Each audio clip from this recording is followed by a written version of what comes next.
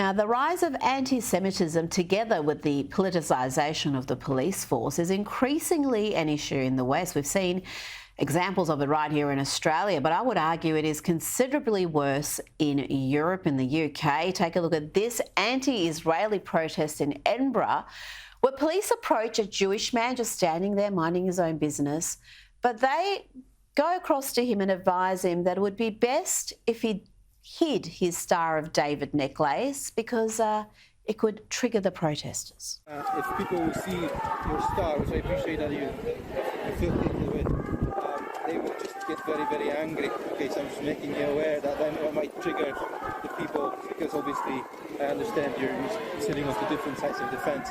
That's my only concern. Okay, that the star will set them off and they're causing an argument. There's only 3 of us here. It might be difficult for us to manage the situation. Okay. I don't plan to argue or engage with anyone. No, and it is my religion. I am Jewish. Yeah. Well, no, we wouldn't want to set off the peaceful protesters, would we? To discuss this and much more, I'm joined by GB News presenter Darren Grimes. Darren, is that Scotland in 2024 or 1930s Germany? What have Nicola Sturgeon and the SNP done to Scotland, Rita? That's what I have to ask you, because I tell you what, if we actually looked across there today and someone was wearing a hijab or a burqa and they were told to take it off for fear that they may trigger a so-called peaceful protester, can you imagine, Rita, the outcry from that, the liberal protestation, the liberal indignation? It would be off the charts. But when it happens to a Jewish person, they are completely ignored, sidelined.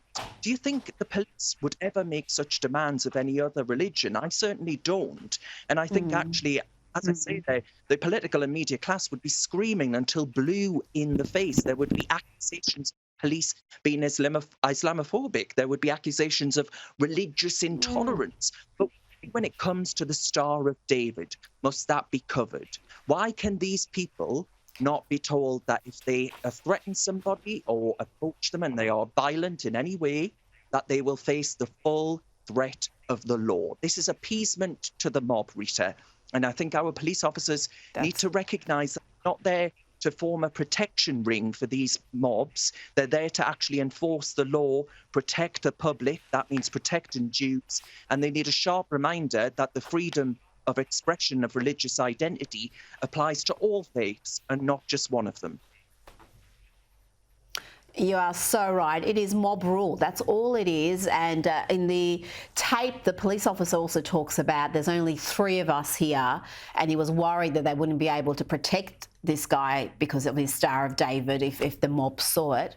Well, if this is such a easily triggered violent mob, then have more than 3 police officers there to protect the community. Why would you only have 3? It is astonishing. And you're so right. If it was the other way around, if, I don't know, if there was some white supremacy march or some anti-say Muslim march and someone was told to take off your hijab because it might trigger the protesters, the entire police hierarchy would have to step down in disgrace. There would be all sorts of reviews and investigations, and how could this culture be allowed to take hold?